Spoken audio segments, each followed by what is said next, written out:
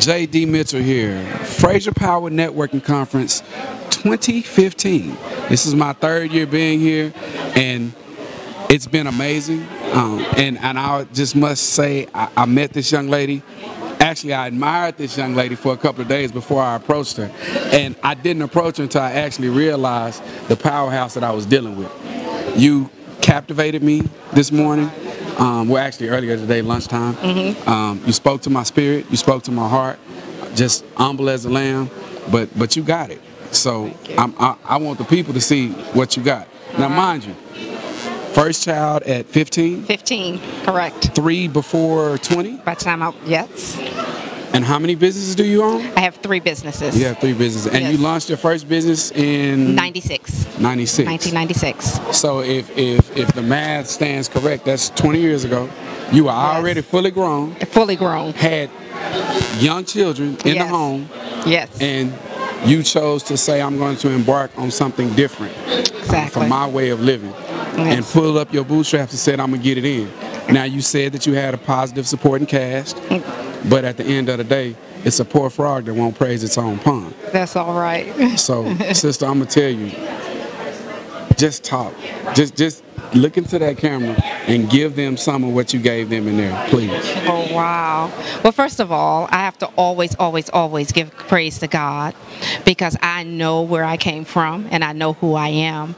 Raised in the poor, bad streets of Washington, D.C., by right, I should not be where I am. Right now, I'm able to sit with kings and presidents and prime ministers and walk through doors that a person of my stature and where I came from shouldn't have been able to. I was raised in a home with a mom who only had a 7th grade education.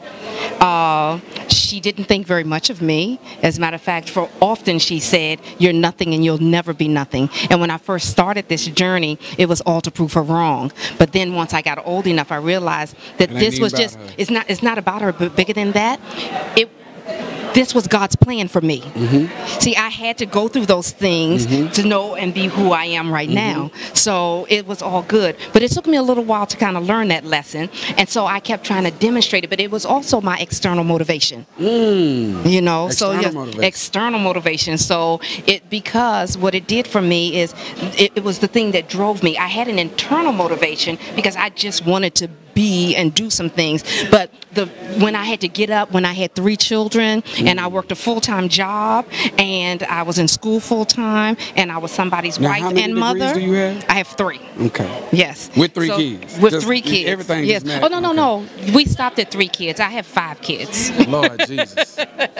See, this now, I'm sorry. I'm going to interject right now. That's how God made black women. Yeah, I said it. And I meant it. Okay, go ahead. I'm sorry. Yes. So that was the thing that kind of pushed me along, and it really helped me. I give my mom huge credit because she put me out when I was 15 years old. When I got pregnant, my option was to either get an abortion or get out.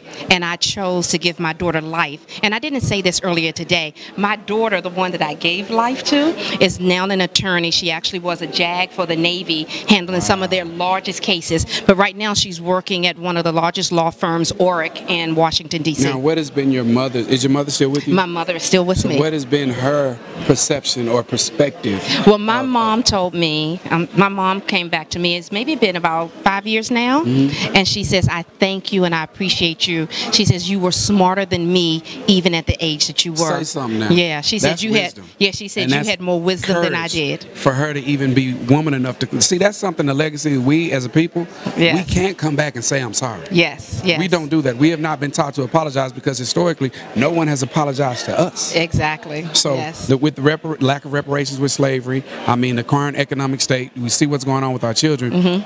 We don't have a climate of, hey, I messed up. Let's fix it now. Yes. So for her to be able to do that, I can see why you are as humble as a lamb. Yes, thank you. You just spoke of being with kings, princes, and people of high esteem. Yes. Well, I walked up to you and you treated me like you've known me for 22 years. That's because you are a king too.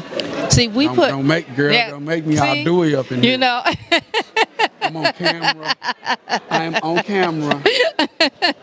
No, Yeah. you are amazing. Oh, thank you. If there was Thank one you. word of encouragement to, we did a teen pregnancy summit. I didn't even share this with you. We just did a summit May 16th, and one of the zip codes in Dallas is the 4th largest number or location with initial teen pregnancy, and number 1 for repeat teen pregnancy in the continental United States. Actually, my daughter went to that high school. So within that summit, you know, we talked about it's not a race, it's a marathon. And you still have to make good choices. This was one choice. Right. It may have been a choice of 22 seconds. It was one choice. Yes. Now you have to make good choices every moment thereafter. Exactly. And yes. you're a perfect example of that. So Yes. what would you have as a word of encouragement for an up-and-coming sister of ebony descent, such as yourself, that has it hard, that Yes. doesn't have the supportive parents, Right. doesn't have the structure built in? Oh, okay. So I think that what you said was good. The one thing that I did is I looked back at my family and I said, we have a generational curse. Oh my God. Everyone in our family. That's real. Yes, every female in our family was pregnant between 14 and 16. And I said to God, literally, how do I stop this Cycle. perpetuation? What do I do to make sure that my children is where it stops here? Okay? Right. And so the thing that I did was I taught them to love themselves. I taught them that they are valuable. I taught them that they needed to know that they should be a luxury that few can afford. That allows them not to just lay down with anything or anybody. You understand? That's real. So if I had to tell a young lady, and I agree with you, that was one thing, and I don't even call it a mistake, because I often say this: you can have sex as much as you want, but it's only God that can give a baby. And so if God puts that baby there, it's for a purpose. It was destined for that was a child game to changer. come. I Yes, think that's going to be one of the new themes of my Yeah. show, because I keep hearing game-changing moments in people's lives. Yeah. So, and my children propelled me to be better. Okay. It made me want to do better. So you take that and then you go. I heard a gentleman say, in life, you don't win or lose, you win or learn. You have the baby, or you're pregnant with the baby, a youngster, right? And you're pregnant with this child. So you can sit around, and believe me, back when I got pregnant, they looked at me bad. First of all, I looked really young for my age. Yeah, I would imagine so, because you in no way look your age. Now, I ain't going to tell you how old she is, but just know, don't get it twisted.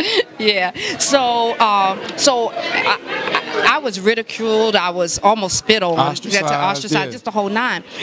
The girls have it a little easier now, but I think that if they take where they are and just keep moving forward, don't believe the lies, don't Press listen on. to the Press on. Right, and want more. And if you don't want more for you, want more for your baby. Yeah. Decide that you don't want your child to take the same path, Right. and then figure out what it takes. But most importantly, I believe it's learning who you are and appreciating who you are. And it takes some growth. Love you. Yeah. And being okay with you. You know, women tend to be really hard on themselves. You know, our shape, our size, our hair, our this, that, and none of that really matters. Yeah. At the end of the day, it ain't going to get you into heaven or hell. Exactly. And it ain't going to pay your bills unless you're doing something And wrong. check this out. And it's not going to change too much. No. Because that's just the way God built you. That's the way you made. So I've been telling work people, with it. You know, I've been voluptuous my entire life. That's all right. And some call it pretty hot and tempting. Okay. But fat, however you want to call it. Since 5 to 35 to now going into 40. It's just who I am. Yeah. And I it's just not always gonna say I'm change. curvy and that's all I got. I'm going to work with it. God okay with Yep. it. He ain't make no Yep. mistakes. Exactly. And I think your life has been indicative of that. Like you Yes. said, it wasn't a mistake. No, definitely It was a not. game changer. Yeah. Yeah. So the again, best thing that ever happened. The best thing The that ever best happened. thing. Literally. Yes. Literally. Yes. Those are strong words. Yes. The best thing that ever happened. Yes. Fraser Power Networking Conference 2015 by You For You Media.